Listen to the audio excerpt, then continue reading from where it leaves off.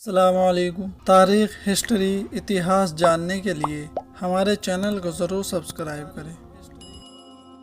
اصحاب کہف بادشاہوں کی اولاد اور اپنی قوم کے سردار تھے۔ قوم بت پرست تھی۔ ایک روز ان کی قوم اپنے کسی مذہبی میلے کے لیے شہر سے باہر نکلی، جہاں ان کا سالانہ اجتماع ہوتا تھا۔ وہاں جا کر یہ لوگ اپنے بتوں کی پوجا پاٹ کرتے اور ان کے لیے جانوروں کی قربانی دیتے تھے۔ ان کا بادشاہ ایک ظالم دقیانوس نامی شخص تھا، جو قوم کو اس بت پرستی پر مجبور کرتا تھا۔ اس سال جب کہ پوری قوم اس میلے میں جمع ہوئی تو یہ اصحاب کہف نوجوان بھی پہنچے اور وہاں پر اپنی قوم کی یہ حرکتیں دیکھی کہ اپنے ہاتھوں کے تراشے ہوئے پتھروں کو خدا سمجھتے اور ان کی عبادت کرتے اور ان کے لیے قربانی کرتے ہیں۔ اس وقت اللہ تعالیٰ نے ان کو یہ عقل سلیم عطا فرما دی کہ قوم کی اس احمقانہ حرکت سے ان کو کافی نفرت ہوئی، اور عقل سے کام لیا تو ان کی سمجھ میں آ گیا کہ یہ عبادت تو صرف اس ذات کی ہونی چاہیے جس نے زمین اور آسمان اور ساری مخلوق کو پیدا فرمایا۔ یہ خیال ایک ساتھ ان چند نوجوانوں کے دل میں آیا، اور ان میں سے ہر ایک نے قوم کی اس احمقانہ عبادت سے بچنے کے لیے اس جگہ سے ہٹنا شروع کیا۔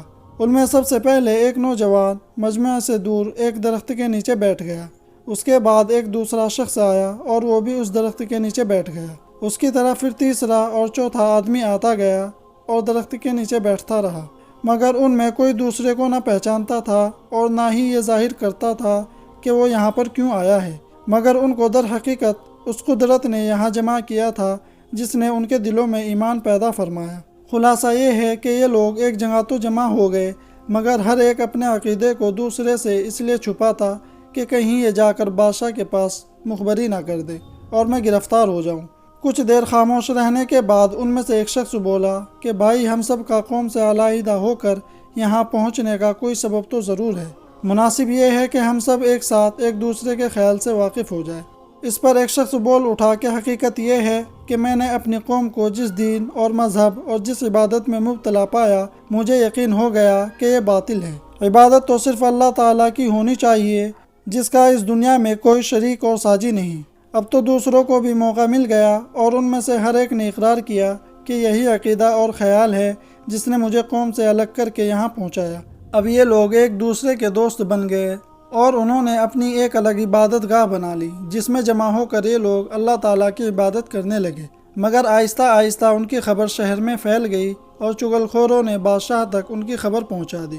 بادشاہ نے ان سب کو حاضر ہونے کا حکم دیا۔ یہ لوگ دربار میں حاضر ہوئے تو بادشاہ نے ان کے عقیدے اور طریقے کے متعلق سوال کیا۔ اللہ تعالیٰ نے ان کو ہمت بخشی۔ انہوں نے بغیر کسی ڈر کے اپنے عقیدہ توحید کو بیان کر دیا اور خود بادشاہ کو بھی اس کی طرف دعوت دی۔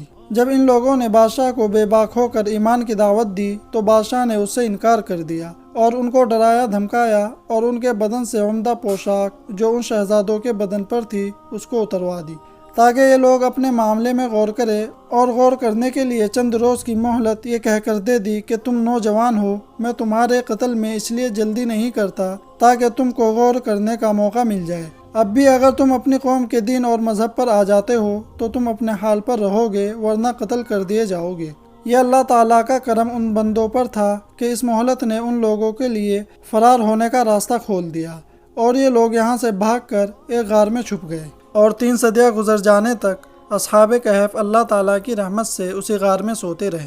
اصحاب کہف کے نکلنے کے وقت جو ظالم اور مشرک بادشاہ دقیانوس اس شہر پر مسلط تھا وہ مر گیا، اور اس پر کئی صدیاں گزر گئی، یہاں تک کہ اس ملک پر حق والوں کا قبضہ ہو گیا۔ ان کا بادشاہ ایک نیک صالح آدمی تھا۔ اس کے زمانے میں اتفاقاً قیامت اور اس میں سب مردوں کے دوبارہ زندہ ہونے کے مسئلے میں کچھ اختلافات پھیل گئے۔ ان میں سے ایک فرقہ اس کا منکر ہو گیا کہ بدن کے گلنے سڑنے پھر ریزہ ریزہ ہو کر ساری دنیا میں پھیل جانے کے بعد کیا پھر سے زندہ ہو جائیں گے؟ بادشاہ کو اس بات کی فکر ہوئی کہ کس طرح ان کے شک اور شبہات کو دور کیا جائے۔ جب کوئی تدبیر نہ بنی تو اس نے ٹاٹ کے کپڑے پہنے اور راکھ کے ڈھیر پر بیٹھ کر اللہ تعالیٰ سے دعا کی کہ اللہ آپ ہی کوئی ایسی صورت فرما دے کہ ان لوگوں کا عقیدہ صحیح ہو جائے اور یہ سیدھے راستے پر آ جائے۔ اللہ تعالیٰ نے اس بادشاہ کی دعا کی قبولیت کا احسان کر دیا کہ اصحاب کہف بیدار ہوئے، اور انہوں نے ایک آدمی کو جس کا نام تملیخا بتلایا جاتا ہے اس کو بازار میں بھیج دیا۔ وہ کھانا خریدنے کے لیے دکان پر پہنچا اور 300 برس پہلے بادشاہ دقیانوس کے زمانے کا سکہ کھانے کی قیمت میں پیش کیا تو دکاندار حیران رہ گیا کہ یہ سکہ کہاں سے آیا ہے۔ کس زمانے کا ہے؟ بازار کے دوسرے دکانداروں کو دکھلایا۔ سب نے کہا کہ اس شخص کو کہیں پرانا خزانہ ہاتھ آ گیا ہے، اس میں سے سکہ نکال کر لایا ہے۔ اس نے انکار کیا کہ مجھے نہ تو کوئی خزانہ ملا ہے اور نہ میں کہیں سے لایا ہوں، یہ میرا اپنا روپیہ ہے۔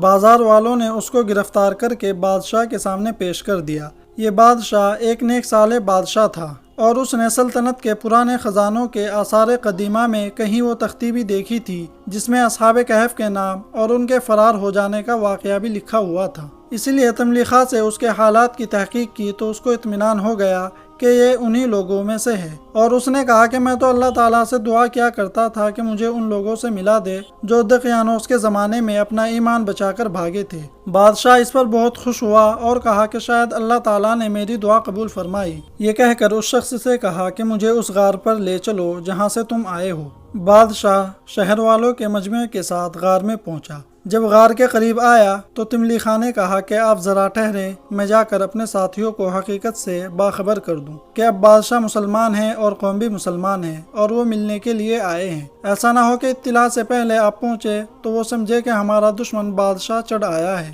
اس کے بعد تملیخا نے پہلے جا کر ساتھیوں کو تمام حالات سنائے تو وہ لوگ بہت خوش ہوئے، اور اکثر روایت میں ہے کہ جس وقت تملیخا نے ساتھیوں کو یہ سارا قصہ سنایا اسی وقت سب کی وفات ہو گئی، بادشاہ سے ملاقات نہیں ہو سکی۔